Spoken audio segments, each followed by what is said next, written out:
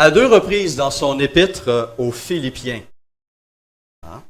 Paul appelle les croyants de cette ville à la joie. Chapitre 3, verset 1er, il dit « Maintenant donc, mes frères et sœurs, réjouissez-vous dans le Seigneur. » Il ajoute « Je n'hésite pas à vous écrire les mêmes choses et cela contribue à votre sécurité. » Et il va le répéter au chapitre suivant, chapitre 4, verset 4. « Réjouissez-vous toujours, ajoute-t-il, dans le Seigneur. » Je le répète, réjouissez-vous. Cet enseignement de Paul, cette exhortation de Paul a fait dire au théologien bien connu Gordon Fee que Paul, le théologien de la grâce, est aussi le théologien de la joie. Et ce thème de la joie ressort d'une manière remarquable dans cet épître, qu'on appelle l'épître de la joie, alors même que l'auteur, Paul, est en prison à Rome. Le peuple de Dieu devrait être constamment dans la joie, selon l'apôtre. En fait, nous devrions être les personnes les plus joyeuses, les plus heureuses au monde. Pourquoi? Pourquoi? La réponse se trouve dans 3 mots que Paul ajoute dans son exhortation, Philippiens 3 et Philippiens 4. Quels sont ces 3 mots qui font toute la différence et qui donnent le bon focus, en quelque sorte, sur cette réalité? Dans le Seigneur. Dans le Seigneur. La source de la joie du chrétien ne se trouve pas dans des choses temporelles qui dépendent des circonstances, mais dans le Seigneur. C'est pas réjouissez-vous dans votre bonne santé physique ou dans votre force physique ou ne réjouissez-vous dans votre compte bancaire ou votre belle maison ou votre nouvelle voiture. Hein? Ou réjouissez-vous dans votre notoriété ou popularité ou votre nombre d'amis Facebook. Non. Réjouissez-vous dans le Seigneur. C'est en Christ, nous rappelle Paul. C'est en Christ que se trouve la joie authentique, durable et pure. Mais encore, OK, on a dit ça, mais encore, ça veut dire quoi exactement, se réjouir dans le Seigneur? Qu'est-ce qui nous amène à affirmer que les chrétiens devraient être en fait le peuple le plus heureux au monde? Quelles sont les raisons de notre joie, de notre bonheur? Alors, la semaine dernière, je vous ai présenté ces 4 raisons et on a creusé 2 d'entre elles. Est-ce qu'on se rappelle lesquelles? Quelles étaient certaines des raisons de la joie profonde du peuple de Dieu? Il y avait 4 R. Oui? Rachetés. Nous sommes rachetés en Christ, dans le Seigneur, et nous trouvons le repos aussi dans le Seigneur. 4 mots-clés: rachat, repos, refuge et règne. Rachat. Nous avons été rachetés par le Seigneur Jésus. Le problème le plus fondamental de l'humanité, ce n'est pas des pandémies, ce n'est pas des guerres entre nations. Le problème le plus fondamental de l'humanité est le péché qui nous habite, qui nous tue à petit feu et qui nous garde éloignés de notre Créateur, la source de vie et de vérité et de lumière. Notre péché, notre rébellion et les conséquences de cet éloignement de la source de vie sur nous est le premier problème d'un être humain. Paul disait ceci aux Éphésiens: « Souvenez-vous que vous étiez sans Christ, étrangers aux alliances de la promesse, sans espérance et sans Dieu dans le monde, mais maintenant, en Jésus-Christ, vous qui étiez jadis éloignés, vous avez été rapprochés par le sang de Christ. » Nous avons été réconciliés avec notre Créateur. Nous sommes entrés dans une relation nouvelle, une vie nouvelle, une espérance nouvelle, une joie éternelle. Le châtiment qui nous donne la paix est tombé sur Jésus et non sur nous. Et sa justice parfaite a été mise à notre compte, et de ce fait, il n'y a plus de condamnation pour ceux qui sont en Jésus-Christ. Et cette relation restaurée, par cette libération du pouvoir du péché, nous pouvons accéder au repos de Jésus-Christ. Repos qu'il offre généreusement et gratuitement. Venez à moi, vous tous qui êtes fatigués, épuisés et chargés. Et comme on l'a vu la semaine passée, il y en a beaucoup de gens qui sont fatigués, qui sont épuisés physiquement, mentalement et spirituellement. Et Christ lance son invitation et nous offre ce repos. Mais ce n'est pas tout. Nous sommes aussi le peuple le plus heureux au monde parce que notre vie présente et à venir sont en sécurité sous la protection de Jésus-Christ. La troisième raison pourquoi nous devrions être heureux, c'est que nous trouvons un sûr refuge en Jésus-Christ, dans le Seigneur. Quand les bombes ont commencé à tomber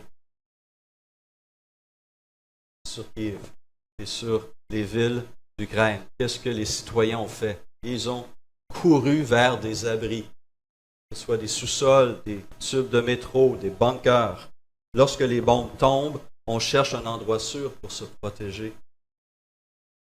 Cette semaine, les citoyens de la Floride ont aussi eu à courir vers des abris sûrs alors que l'ouragan Nicole a fait ses ravages. C'était pas le temps de prendre une marche sur la plage. Et le besoin de trouver un abri fiable pour se protéger de ces violentes intempéries était essentiel. Au niveau moral et spirituel, nous avons aussi besoin de protection.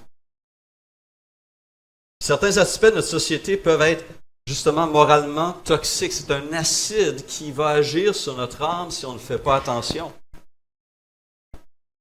Des visions tordues de ce que nous sommes et de notre place dans ce monde. Une vision tordue de notre identité, de notre nature fondamentale en tant qu'être humain, amène des gens à prendre des décisions, à faire des choix qui vont leur faire un tort réel dans leur corps, dans leur âme, dans leur esprit. Ajoutons à cela la situation internationale dans bien des régions, comme le pasteur Albert l'a mentionné il y a 2 semaines, des conflits, des guerres, des menaces d'utilisation de la bombe nucléaire. Nos autorités politiques et des institutions internationales comme les Nations Unies sont limitées dans leur capacité d'empêcher ce genre de choses. Alors, il est vrai que nous habitons ici au Canada, comme France l'a mentionné, nous sommes bénis d'habiter ici, un pays en paix, un pays où nous avons des droits, des protections incroyables. On peut compter sur le filet social un des plus généreux au monde. Imaginez, on va recevoir $600 dans notre compte bancaire et on n'a rien à faire. Hein? On est bien ici, n'est-ce pas? Mais toutes ces choses-là ne peuvent pas nous protéger de tout non plus. Messieurs Trudeau et Legault ne peuvent pas, malgré toute leur bonne volonté, nous protéger d'une pandémie, d'inondations, de crise économique mondiale, du vieillissement, de la mort. Ils sont limités. Mais nous sommes aussi citoyens d'un autre pays. Nous sommes, dit Pierre, une nation sainte, un peuple élu, un peuple choisi. Nous sommes citoyens du royaume des cieux, du royaume de Dieu, et notre roi est nul autre que Jésus-Christ, notre Seigneur et notre Sauveur, le dirigeant parfait et suprême, celui qui, selon le psaume 95, tient dans sa main les profondeurs de la terre et les sommets des montagnes sont à lui. Et l'auteur de Job mentionne qu'il tient dans sa main aussi l'âme de tout ce qui vit, le souffle de toute chair d'homme. La vraie sécurité se trouve auprès de ce Seigneur. Et nous pouvons donc refléter la même assurance que ce jeune berger du nom de David qui a été appelé à protéger le troupeau de son père des pires dangers, et il a pu le faire avec courage et avec assurance. Et il va nous donner la source de son assurance dans cette conversation qu'il va avoir avec le roi Saül, alors que le roi essaie de l'habiller de son équipement de soldat pour aller affronter le pire ennemi possible, un géant du nom de Goliath. Et Saül dit, il me semble que tu n'es pas la meilleure personne pour aller te battre avec un homme de guerre comme cet homme-là. Et voici la réponse de David. Ton serviteur faisait paître les brebis de son père, et quand un lion ou un ours venait à enlever une du troupeau, je courais après lui, je le frappais et j'arrachais la brebis de sa gueule. S'il se dressait contre moi, je le saisissais par la gorge, je le frappais et je le tuais. C'est ainsi que ton serviteur a terrassé le lion et l'ours, et il en sera du Philistin, de cet incirconcis, comme de l'un d'eux, car il a insulté l'armée du Dieu vivant. Et il ne s'arrête pas là. Si on s'arrête là, l'accent est sur qui? Sur David. Mais David est conscient que l'accent ne doit pas être sur lui. Et sa vraie protection, il dit dans cette phrase suivante, David dit encore, l'Éternel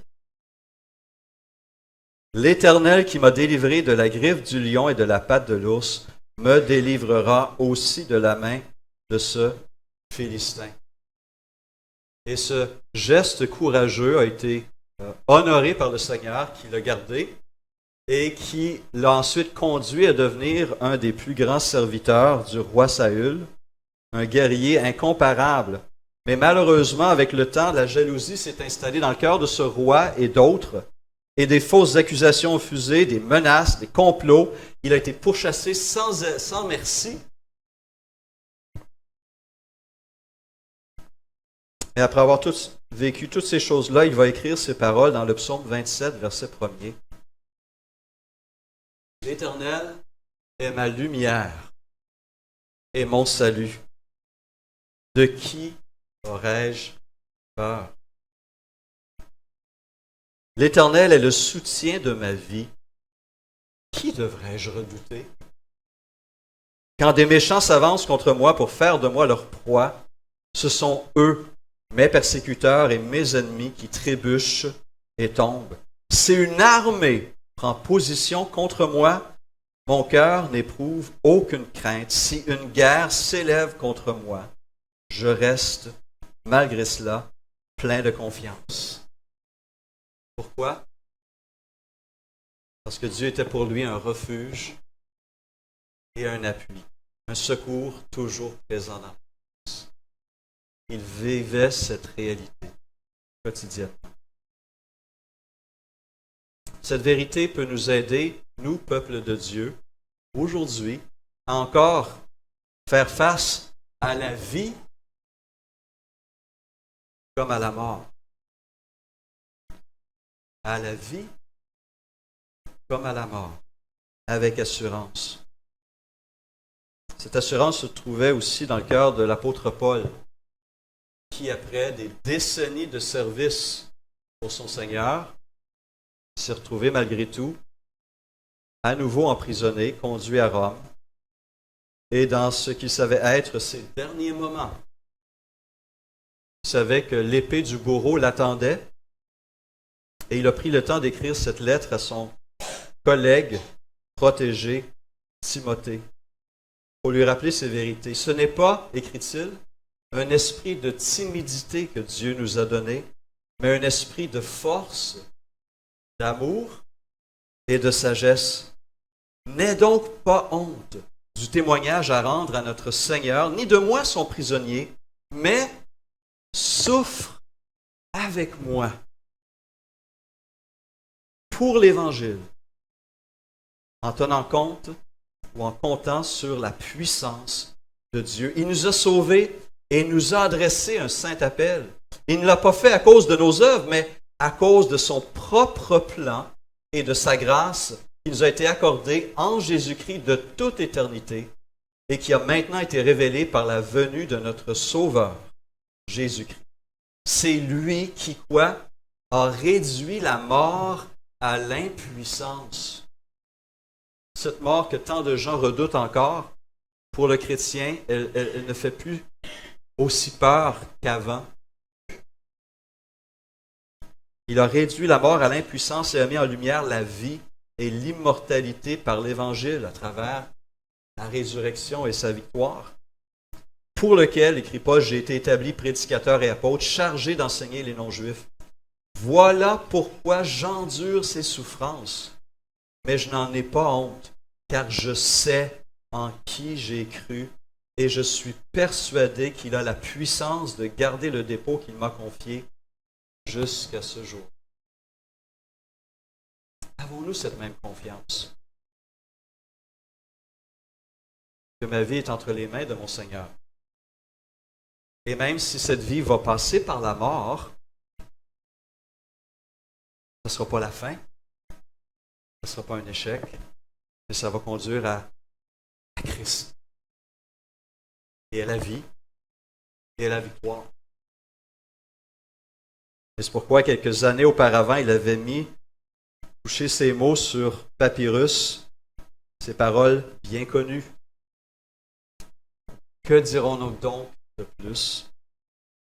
Si Dieu est pour nous, qui sera contre nous? Lui qui n'a pas épargné son propre Fils, mais l'a donné pour nous tous, comment ne nous accordera-t-il pas aussi tout avec lui? Qui accusera les élus de Dieu? C'est Dieu qui les déclare justes. Qui les condamnera? Jésus-Christ est mort, bien plus, il est ressuscité, il est à la droite de Dieu et il intercède pour nous. Qui nous séparera de l'amour de Christ? Sera-ce la détresse, l'angoisse, la persécution, la faim, le dénuement, le danger ou l'épée? De fait, il est écrit, c'est à cause de toi qu'on nous met à mort à longueur de journée, qu'on nous considère comme des brebis destinées à la boucherie. Au contraire, poursuit Paul, dans tout cela, nous sommes plus que vainqueurs grâce à celui qui nous a aimés. En effet, j'ai l'assurance que ni la mort, ni la vie, ni les anges, ni les dominations, ni le présent, ni l'avenir, ni la puissance, ni la hauteur, ni la profondeur, ni aucune autre créature ne pourra nous séparer de l'amour de Dieu manifesté en Jésus-Christ, notre Seigneur. Parole lumineuse de Romains chapitre 8. Le Seigneur est notre refuge. Et cela est une source d'encouragement et de joie encore pour nous ce matin parce que cette réalité demeure. Rien ni personne ne pourra court-circuiter le projet de Dieu pour notre vie.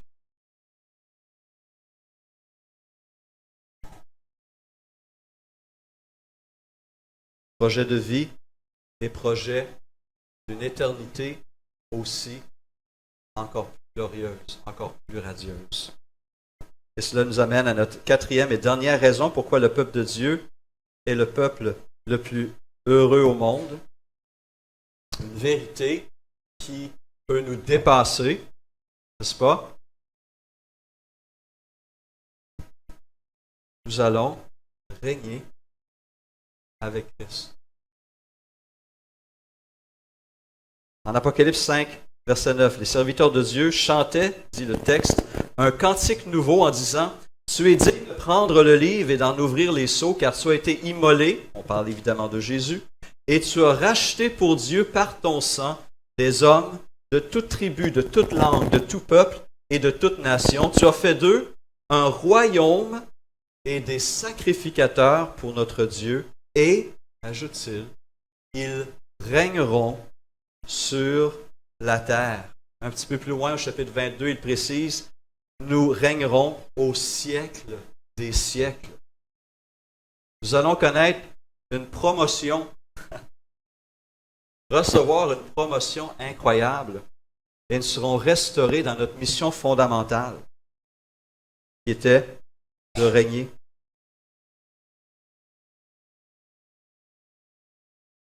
J'aime ce texte, Romains 14, 17, qui nous parle des caractéristiques du royaume de Dieu. Je l'ai mentionné la semaine dernière, je le répète.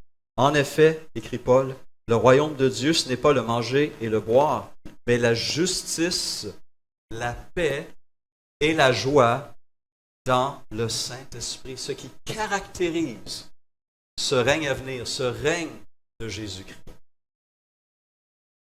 Justice, paix et joie. C'est à cela que nous sommes appelés. C'est à cela que nous sommes invités à participer avec notre Seigneur.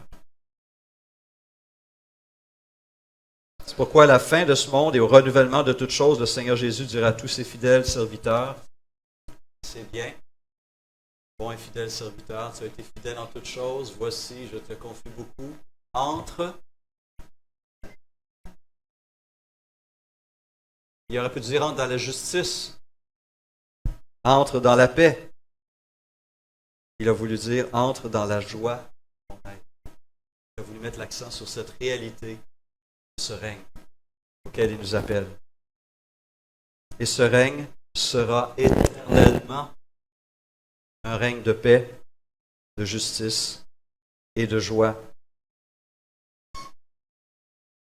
La promesse du Dieu qui ne ment pas est que tout ce qui pourrait être source de tristesse, de souffrance, d'aliénation, d'inquiétude sera balayé, éliminé, enlevé une fois pour toutes. Tout ce qui nous souille, tout ce qui nous écrase, nous rabaisse sera éliminé. Et rien ni personne ne pourra troubler notre paix et notre joie auprès du Seigneur. Peut-on réellement se fatiguer de relire ces paroles glorieuses d'Apocalypse 21, où il est dit que Jésus lui-même essuiera toute larme de leurs yeux? La mort ne sera plus, il n'y aura plus ni deuil, ni cri, ni douleur, car ce qui existait avant, toutes ces choses de tristesse, de souffrance, a disparu. Celui qui est assis sur le trône dit, « Voici, je fais toutes choses nouvelles. » Et il ajouta, « Écris cela, car ces paroles sont dignes de confiance et vraies. » Puis il me dit, « Je suis l'alpha et l'oméga, le commencement et la fin. À celui qui a soif, je donnerai à boire gratuitement de la source de l'eau de la vie. Le vainqueur recevra cet héritage, et je serai son Dieu, et il sera mon fils, elle sera ma fille. » C'est à cela que vous et moi êtes appelés en notre Seigneur Jésus. Et d'ici là, Christ se prépare à nous recevoir dans la gloire. Il est parti nous préparer une place d'ici dans Jean 14. Et il va revenir pour nous prendre avec lui. Et nous serons toujours avec lui dans ce royaume et dans cette gloire. Mais sur quoi ou sur qui allons-nous régner? La question peut se poser. N'est-ce pas? Certains se la posent. La réponse se trouve dans le mandat originel qu'on retrouve en Genèse chapitre 1, verset 26. Il nous ramène au plan initial de Dieu pour l'homme.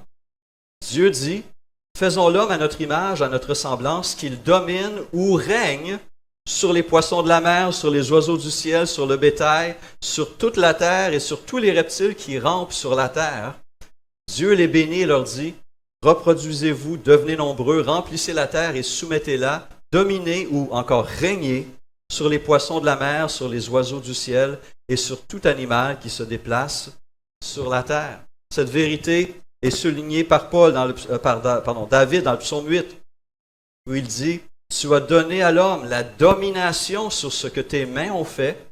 Tu as tout mis sous ses pieds, les brebis comme les bœufs, et même les animaux sauvages, les oiseaux du ciel et les poissons de la mer, tout ce qui parcourt les sentiers des mers. » Ces textes ici font référence à cette souveraineté que l'homme devait exercer sur la création au nom de Dieu, d'être son représentant pour prendre soin de sa création, selon sa volonté. Et l'homme a rejeté l'autorité de Dieu sur sa vie. Il a rejeté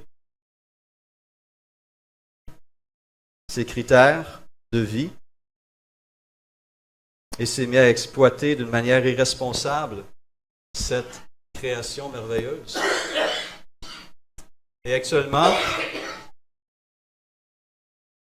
à Sharm el-Sheikh a lieu la conférence COP27 en Égypte qui nous rappelle justement à quel point l'être humain a un impact négatif sur son environnement.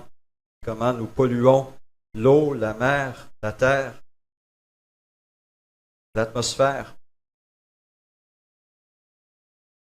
On est rendu à un point où cette inquiétude atteint un niveau sans précédent. Nos enfants souffrent d'un nouveau mal, une nouvelle forme d'anxiété. On parle d'éco-anxiété. Les enfants ont peur de l'avenir parce qu'ils ne savent pas quel genre d'avenir on va leur offrir, dans quel état on va leur prêter cette planète que nos parents nous ont prêtée. Au Québec même, on a une série d'articles cette semaine dans un journal qui parlait des cas de maltraitance animale. On détruit, on méprise, on fait du tort à sa création. Mais le texte ici nous rappelle que Dieu va créer de nouveaux cieux et une nouvelle terre qui sera certainement aussi grouillante de vie, sinon davantage, que cette terre actuelle. Si déjà la terre actuelle, avec l'effet de la chute, peut encore réjouir le cœur de l'homme, n'est-ce pas? Le chant d'un oiseau, le cours d'eau, les couleurs incroyables, les odeurs. Imaginez ce monde nouveau qui ne sera pas marqué par la chute, par la décomposition et par la mort. Une fraîcheur continue, des découvertes constantes, une joie à régner sur cette nouvelle terre. Ésaïe 11 nous donne un avant-goût, une image de ce que ça pourra représenter lorsque cette paix va affecter aussi tous nos rapports, non seulement les uns avec les autres, mais avec le restant de cette création. Il est dit ceci: le loup habitera avec l'agneau, et la panthère se couchera avec le chevreau. Le veau, le lionceau et le bétail qu'on engraisse seront ensemble, et un petit enfant les conduira. La vache et l'ours auront un même pâturage, leurs petits un même. Et le lion, comme le bœuf, mangera la paille. Le nourrisson s'ébattra sur l'antre de la vipère, et l'enfant sevré mettra sa main dans la caverne du basilic. Il ne se fera ni tort, ni dommage sur toute ma montagne sainte, car la terre sera remplie de la connaissance de l'Éternel, comme le fond de la mer par les eaux qui le couvrent. Ce règne fait partie de ce à quoi nous sommes appelés en tant qu'enfants de Dieu, ce que Christ nous offre dans sa grâce. Nous allons régner avec ce Seigneur, et cette vie à venir sera riche, dynamique, productive, excitante, joyeuse, glorieuse.